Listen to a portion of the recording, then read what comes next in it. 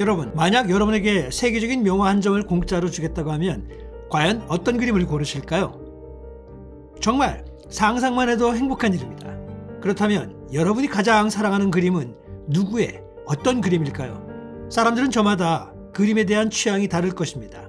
그런데 그럼에도 불구하고 공통적으로 인기 있는 작가와 작품이 있습니다.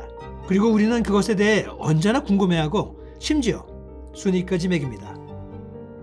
시간이 좀 지나긴 했지만 의미 있는 조사가 있는데요. 바로 한국인이 가장 좋아하는 그림에 대해 다방면으로 집계하여 순위를 발표한 자료가 있어 한번 가볍게 알아볼까 합니다. 혹시 이 그림을 제일 좋아하시나요? 아니면 이 그림은 어떠신가요? 이 궁금증에 대한 순위가 얼마 전 명화 복제품을 판매하는 공신력 있는 모 업체가 1년간 우리나라에서 판매된 명화 복제품 순위를 발표했는데요. 그 외에도 이 업체를 포함하여 메이저급 온라인 쇼핑몰, 오픈마켓, 서울시립미술관 아트샵 등 국내에 판매된 명화들을 총망라하여 집계를 했다고 하는데요. 이는 그냥 말로 좋아하는 그림을 선택하는 것이 아니라 직접 구매로까지 이어진 것이라 좀 더 현실적이고 진실된 것이라고 볼 수 있는 결과입니다. 그리고 그 결과가 매우 흥미로웠습니다. 여러분, 바로 1위는이 아니라 우선 10위부터 시작하는 것이 올바른 관례겠죠?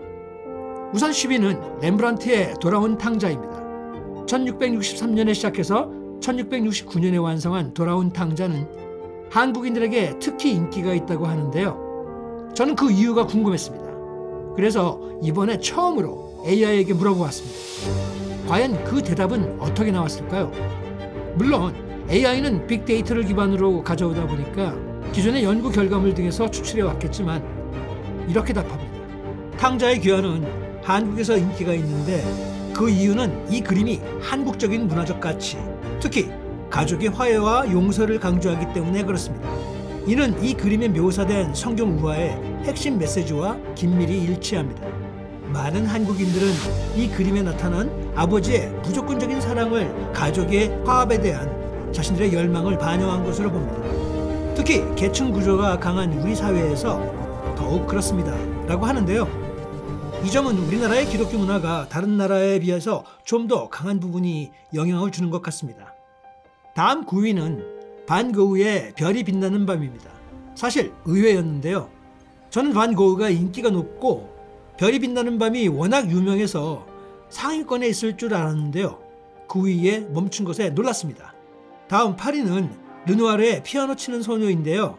저는 개인적으로 르누아르의 수많은 그림 중에 이 그림이 굳이 선정된 것에 대해 그림에 대한 선호도가 이렇게 차이가 많이 나는구나 라는 것을 깨닫게 되었습니다. 자, 이번에는 7위입니다.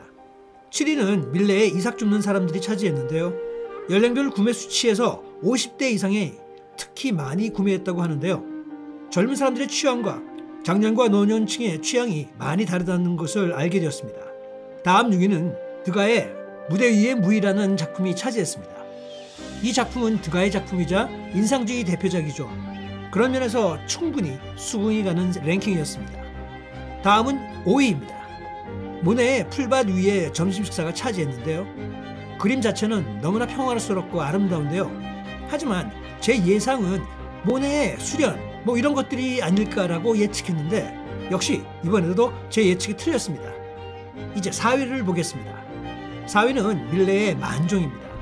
제 개인적으로는 밀레의 그림이 정적이라 별로 좋아하지는 않는데요.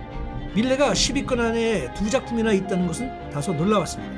아마도 한국인의 문화와 정서가 밀레의 작품들과 연결된 것이 아닌가 생각됩니다. 그래서 이번에도 AI에게 물어보았는데요. AI는 이렇게 답합니다. 밀레의 그림은 한국에서 인기가 있는데 그 이유는 평범한 농부와 농민의 삶을 품위 있게 묘사했기 때문입니다. 한국의 화가들과 관람객들은 그의 그림이 한국 역사의 격동기에 겪은 자기들의 농촌 생활과 투쟁과 유사하다고 느꼈고 특히 그의 그림에서 두드러진 영향을 받았습니다. 저명한 화가 박수근은 밀레의 스타일과 주제에 큰 영향을 받기도 했죠.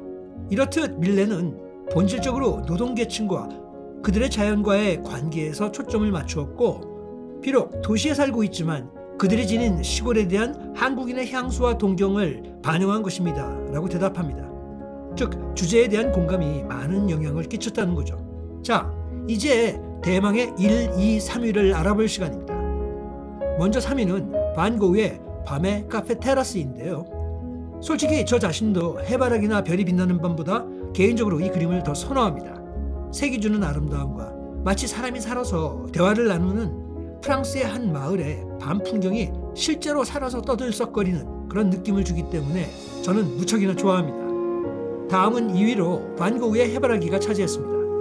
연속으로 2위, 3위를 차지했는데요. 전 1위일 것으로 예상했지만 2위로 팔렸네요. 길을 다니다 보면 에코백 같은 데에 저 해바라기가 그려진 걸 흔히 보게 되는데요. 이 순위처럼 그 판매 실적을 충분히 이해가 됩니다. 그렇다면 고흐를 제치고 1위 판매 실적을 차지하며 우리나라에서 최고의 인기를 차지한 그림은 무엇일까요? 네, 바로 구스타프 클림트의 키스입니다.